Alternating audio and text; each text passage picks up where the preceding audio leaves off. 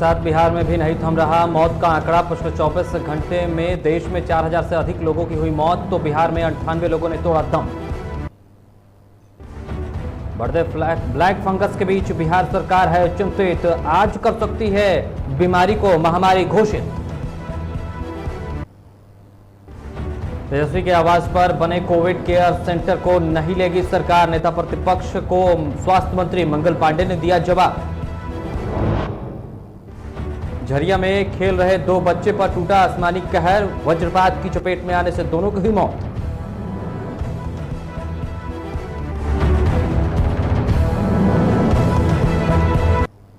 तो नमस्कार, मैं हूं अविनाश पांडे और आप देख रहे हैं डीटीवी भारत। बुलेटिन की शुरुआत बड़ी खबर से करेंगे और बड़ी खबर कोरोना से जुड़ी हुई आ रही है। अब आपको बता दें कि देश में कोरोना की रफ्तार लगातार कम हो रही है। तो बड़ी खबर, जहां देश में कोरोना की रफ्तार कम हो रही है लेकिन नहीं थम रहा मौत का आंकड़ा। लगातार मौत के आंकड़े में बढ़ोतरी नजर आ रही है।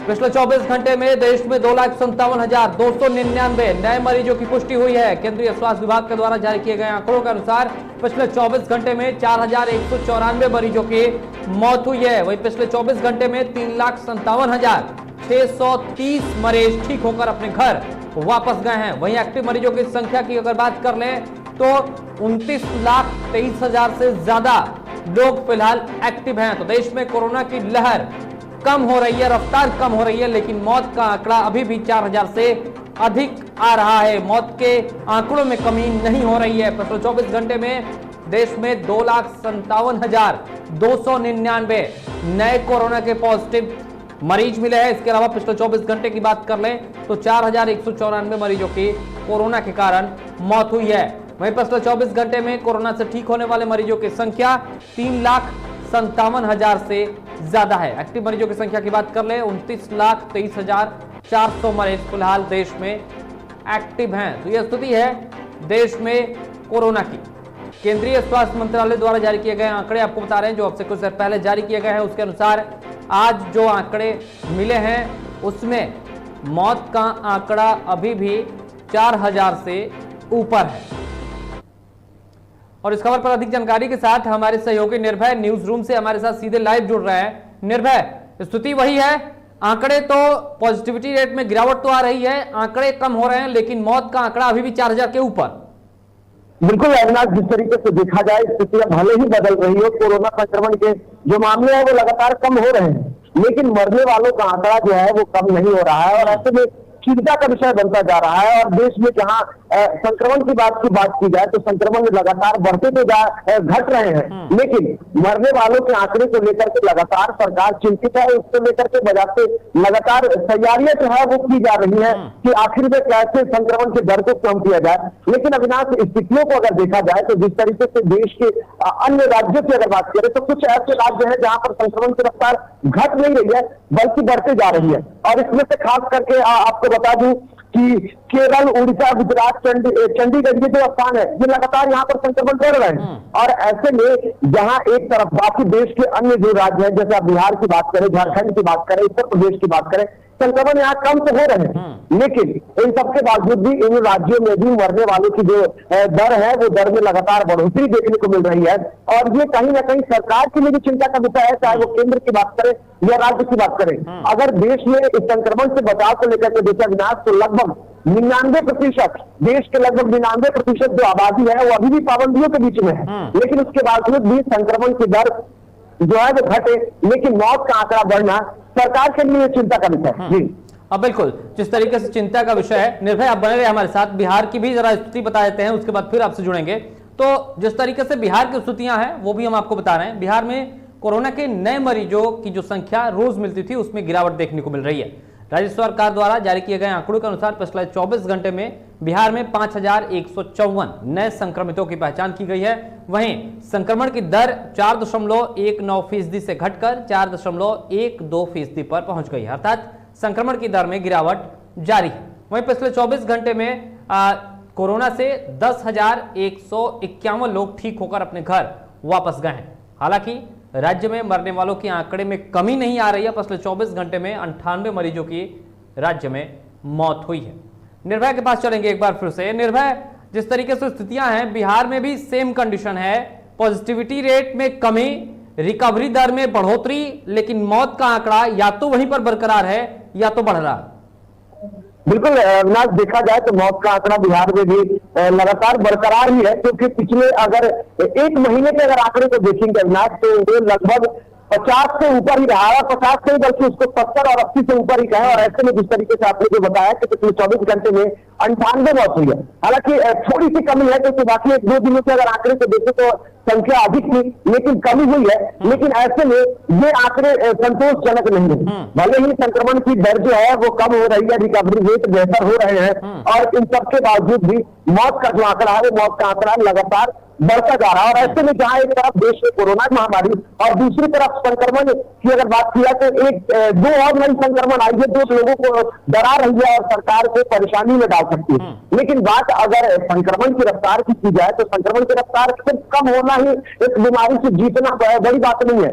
इस बीमारी से जीतने के लिए सबसे ज्यादा जरूरी है वो है दवाओं की कमियों को पूरा करना। लगातार देश में दवाओं की कमियां दिख रही हैं, और ऐसे में सिर्फ पहले हम रेमडेसिविर की बात करते थे, लेकिन अब ब्लैक फंगस जो संक्रमण आ गया है, इसके साथ साथ देश में व्हाइट फंगस का संक्रमण आ गया है।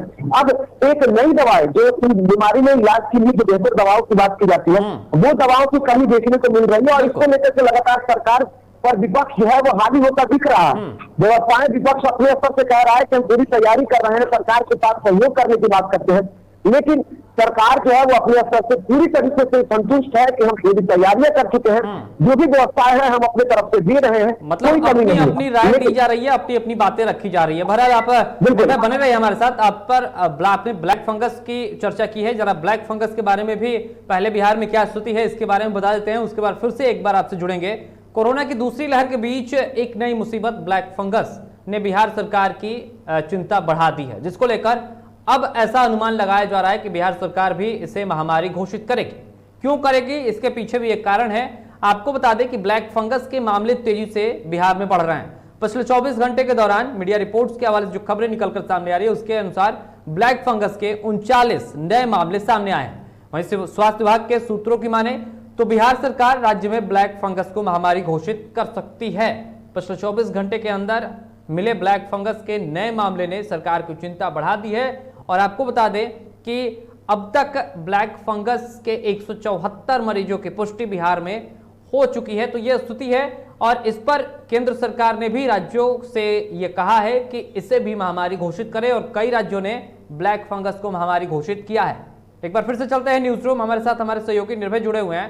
निर्भय, कयास ये लगाया जा रहा है, सूत्रों के हवाले से खबर निकलकर सामने ये आ रही है कि ब्लैक फंगस को बिहार में महामारी आज या कल में घोषित किया जा सकता है। बिल्कुल, अगर देखा जाए तो संक्रमण सिर्फ बिहार के लिए नहीं बल्कि ये देश के लिए भी परेशानी का सबब बना हुआ।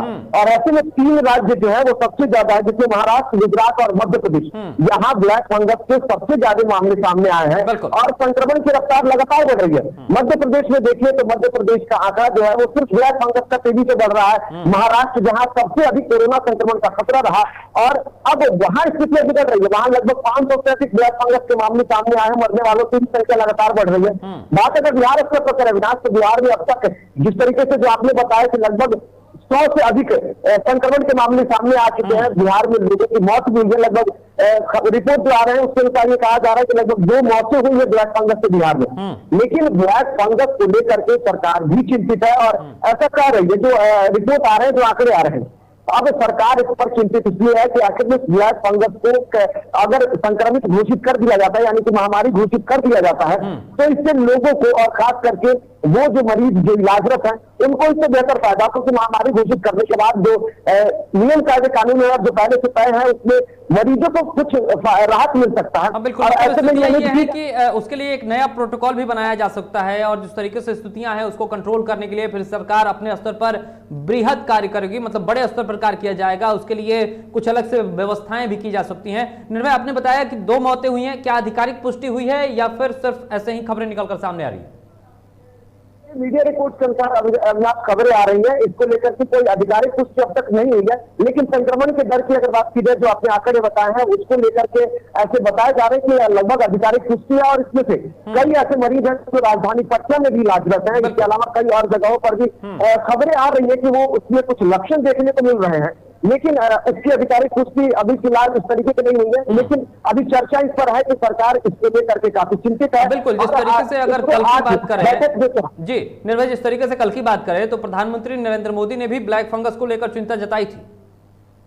बिल्कुल अविनाश, ब्लैक फंगस को लेकर के चिंता जताई जा रही है और ये सरकार के लिए भी परेशानियों का सामना बन रहा है, क्योंकि अब इस बीमारी से बचाव को लेकर के जो डॉक्टरों ने पहले ही कहा है कि सर्जरी का इलाज है, इसके साथ साथ कुछ ऐसे दवाएं हैं जिसका अब किल्लत होने लगा है। हमने पहले भी कहा था, जब हम कोरोना पर बात कर रहे थे तो हमने कहा कि देश में रेमडेसिविर को लेकर के काफी बातें हुई। अब उसको कई ऐसे राज्य हैं जहां पर उसको फ्री करने की डिमांड हो रही है, लेकिन अब ब्लैक फंगस के इलाज के लिए जो दवाओं की बात की जा रही है उसमें भी कमी आ रही है। और अगर पर्सनली तौर पर अगर मैं बताऊं तो मेरे भी संपर्क में एक ऐसे मरीज है जिनको इलाज के लिए दवा की जरूरत है और वो नहीं मिल रहा है। और इसको लेकर के सिर्फ दिल्ली ही नहीं बल्कि कई जगहों पर हमने जानकारियां इकट्ठा करने की कोशिश की, लेकिन वो दवा नहीं मिल रही है।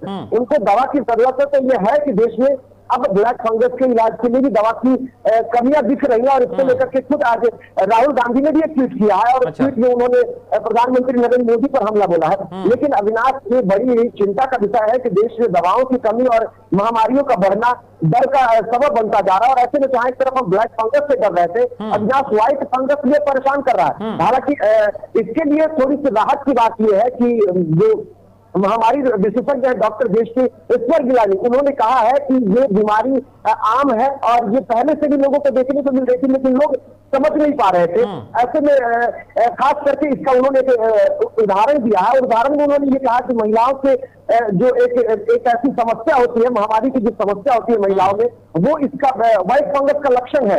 और वो आम महिलाओं में जैसे लक्षण देखने को मिलते हैं, तो व्हाइट फंगस से डरने की जरूरत नहीं है। इसका बेहतर इलाज है। जहां एक तरफ पहले ये कहा जा रहा था, जो मीडिया रिपोर्ट आ रहे थे कि व्हाइट फंगस ब्लैक फंगस से काफी खतरनाक है, लेकिन अब उन्होंने ये दावा कर दिया है कि व्हाइट फंगस से डरने की जरूरत नहीं है और इसका देश में इलाज मौजूद है। जी बिल्कुल। तो फिलहाल तमाम जानकारियों के लिए निर्भय आपका बहुत बहुत धन्यवाद। तो ये थे हमारे सहयोगी निर्भय, जो न्यूज रूम से हमारे साथ सीधे जुड़े हुए थे और अपनी तमाम बातें रख रहे थे। फिलहाल बढ़ते हैं अगली खबर की तरफ। इधर बिहार में कोरोना संक्रमण के बीच में नीतीश सरकार लगातार विकास कार्यों पर भी ध्यान दे रही है, जिसके तहत सरकार ने शुक्रवार को एक वीडियो कॉन्फ्रेंसिंग के माध्यम से बैठक की। और इसके अलावा प्रधानमंत्री ग्रामीण आवास योजना, मुख्यमंत्री ग्रामीण योजना, इसके अलावा अगर बात करें जीविका और सतत जीविकोपार्जन योजना की समीक्षा बैठक की गई है। मुख्यमंत्री ने प्रदेश में रुके हुए कार्यों को जल्द पूरा करने के साथ साथ लाभुकों को देय राशि जल्द ही निर्गत करने के निर्देश भी दिए हैं। तो वर्चुअल बैठक करके लगातार नीतीश सरकार कार्यों को लेकर भी समीक्षा कर रही है। जो विकास कार्य रुके हुए हैं उनको पूरा करने के लिए भी बातें की जा रही है, अधिकारियों को दिशा निर्देश दिया जा रहा है। शुक्रवार की अगर बातचीत कर लें तो शुक्रवार को आपको बता दें कि मुख्यमंत्री नीतीश कुमार ने समीक्षा बैठक की वर्चुअल तरीके से। इस बैठक में तमाम विभागों के अधिकारी भी जुड़े रहे और कई अन्य जो मंत्रिमंडल के सहयोगी हैं वो भी जुड़े रहे। और इसके तहत ये कहा गया कि जो भी कार्य बचे हुए हैं, योजनाओं के तहत जो कार्य चल रहे हैं, उनको जल्द से जल्द पूरा किया जाए। नेता प्रतिपक्ष तेजस्वी यादव के पत्र का जवाब बिहार के स्वास्थ्य मंत्री मंगल पांडे ने दिया है। मंगल पांडे ने तेजस्वी यादव को पत्र लिखा है और पत्र में उन्होंने बिहार में इलाज की व्यवस्था, कोविड केयर सेंटर और कोविड अस्पतालों के साथ साथ ऑक्सीजन की व्यवस्था और वैक्सीन के लिए किए गए कामों का जिक्र किया है। उन्होंने कहा है कि आवासीय इलाके में आपके सरकारी आवास का कोविड केयर सेंटर अस्पताल नहीं लेगी सरकार। आपको बता दें कि इससे पहले नीतीश कुमार के मंत्रिमंडल के सबसे वरिष्ठ सहयोगियों में से एक विजेंद्र यादव ने भी पत्र लिखकर तेजस्वी यादव को जवाब दिया था।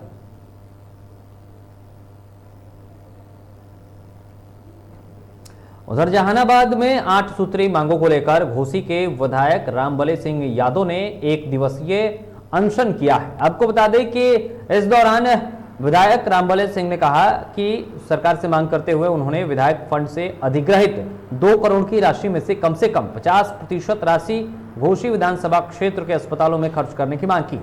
उन्होंने कहा कि इस राशि में से एम्बुलेंस, ऑक्सीजन सिलेंडर के साथ साथ अन्य जरूरी उपकरण जिले को मुहैया कराया जाए।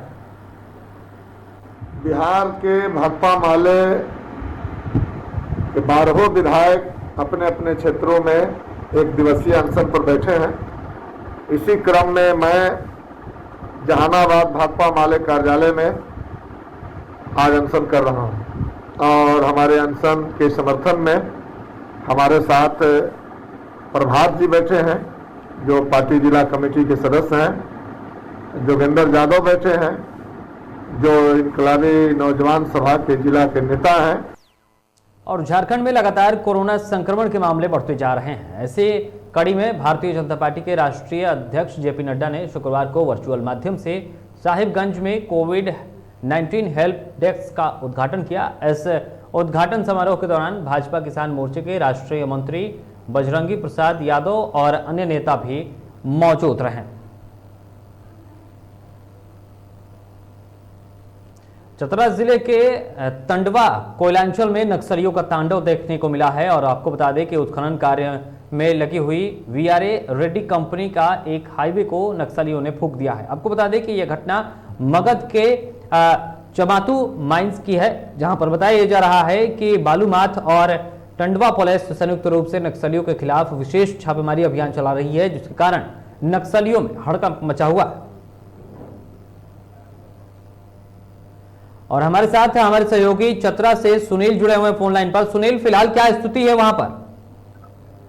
जिले के टंडवा प्रखंड में इन दिनों नक्सलियों को खिलौना बनाने वाले टंडवा प्रखंड कोयलांचल क्षेत्र में लगातार 2 महीना के अंतराल में लगभग 8 गाड़ियां पहले से फूंक चुका है नक्सली एवं चतरा और परामू के बॉर्डर चमातू में कोयलांचल क्षेत्र में एक हवा से बनाकर अपने उपस्थिति प्राप्त कर दिया है। चंदवा क्षेत्र एवं परामू क्षेत्र में नक्सली जब चाहते हैं अपने दिवाली मनाकर आग हवा में आग लगाकर दिवाली मनाने में सफल हो जाते हैं। चंदवा पुलिस अब तक नक्सलियों को घर पकड़ करने में काफी पीछे देखा जा रहा है। बिल्कुल, तो फिलहाल तमाम जानकारियों के लिए सुनील आपका बहुत बहुत धन्यवाद। तो ये थे हमारे सहयोगी सुनील जो अधिक जानकारी दे रहे थे।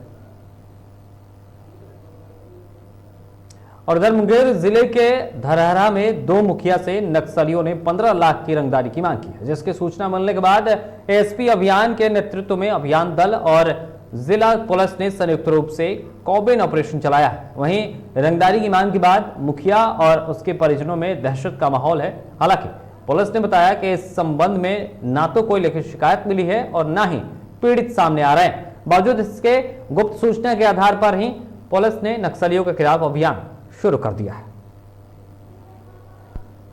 हाल के दिनों में नक्सल गतिविधि की सूचना हमें प्राप्त हुई थी और हमें गुप्त सूचना मिली कि कुछ जनप्रतिनिधि को नक्सलियों द्वारा लेवी मांगने की सूचना प्राप्त हुई है।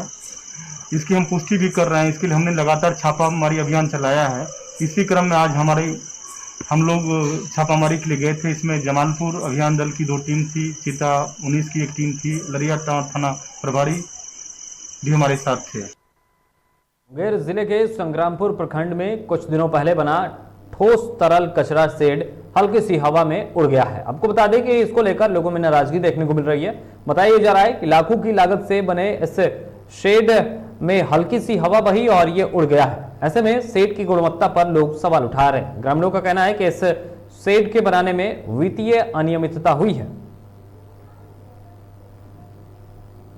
आया है, आंधी की वजह से जो है ये छत उड़ा है और उसको जो है फिर से हम लोग जो है उसको मरम्मत करवाए। कितना दिन पहले बना था? ये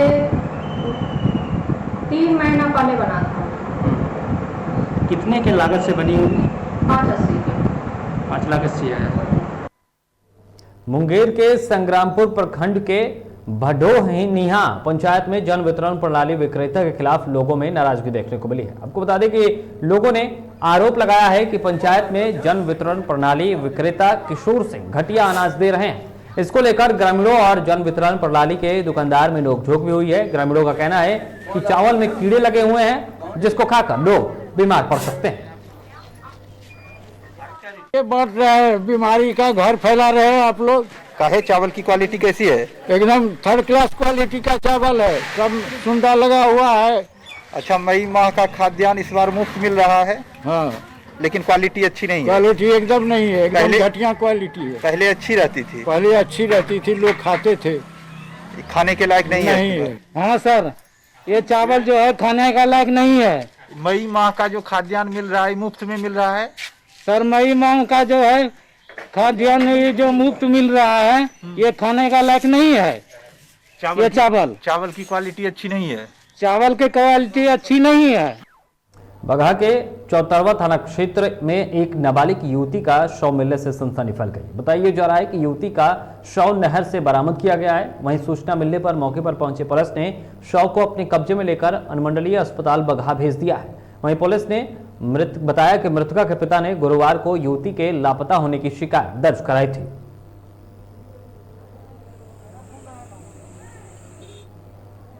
और बक्सर में खेत की रखवाली करने गए वृद्ध की अपराधियों ने धारदार हथियार से हत्या कर दी है। घटना जिले के सिमरी प्रखंड क्षेत्र के है। आपको बता दें कि मृतक की पहचान छोटक गोण के रूप में हुई है। और इधर घटना की जानकारी मिलते ही मौके पर पहुंची पुलिस ने शव को अपने कब्जे में लेकर पोस्टमार्टम के लिए भेज दिया है और फिलहाल मामले की जांच कर रही है।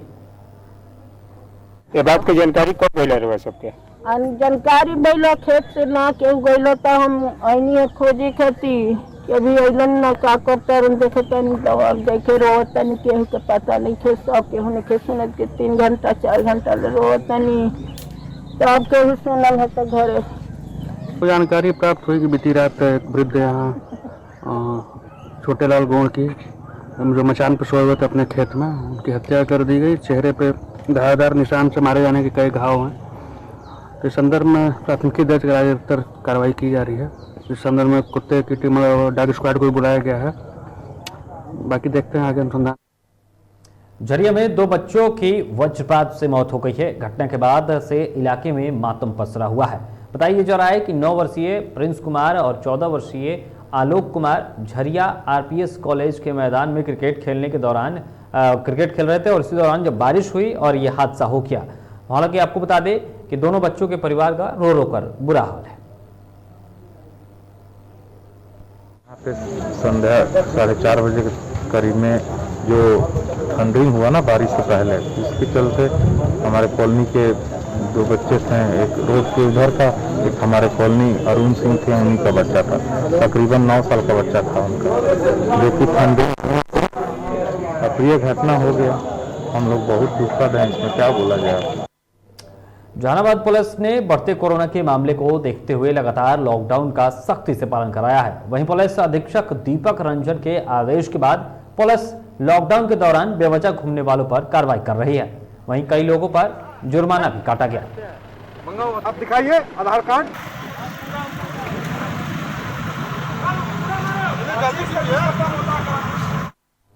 सीतामढ़ी में लॉकडाउन के कारण जानकी नवमी नहीं मनाई गई है। आपको बता दें कि कोरोना की दूसरी लहर के कारण एक बार फिर से माता सीता और उनकी जन्मस्थली पुनौरा धाम और जानकी मंदिर सूना पड़ा हुआ है। हालांकि जानकी नवमी के अवसर पर लोगों ने अपने घरों में दीप जलाए। वो भी आज ही के दिन मनाया है जानकी महोत्सव। तो ऐसे बहुत लोग 20 तारीख के मनाए, मगर मिथिला में हिंदू शास्त्र में माना जाता है कि उदय के साथ ये हमारा दिन निकलता है। उसी प्रकार तो जानकी स्थान में कल किया गया था। जानकी स्थान में कल किया गया था। वो टाइम तक कि हमारा जानकी नवमी 12 बजे के बाद से शुरू हुआ। अब माता जी का जन्म 12 बजे हुआ। तो सनातन धर्म में, हिंदू धर्म में माना गया कि उदय के साथ मनाया जाए। तो हमारा सुबह आज हुआ है, आज 21 तारीख को हुआ, इसीलिए हम लोग आज मना। गया जिले के बोध गया में कोरोना के कारण बौद्ध भिक्षुओं को अपना पेट भरने के लिए गांव-गांव में भटकना पड़ रहा है। वहीं लॉकडाउन में सरकार के निर्देश पर चलाए जा रहे सामुदायिक रसोई इन दिनों बौद्ध भिक्षुओं के लिए सहारा बना हुआ है। बौद्ध भिक्षु सामुदायिक रसोई में खाना खा रहे हैं। इस दौरान बौद्ध भिक्षुओं ने सरकार को धन्यवाद भी दिया है।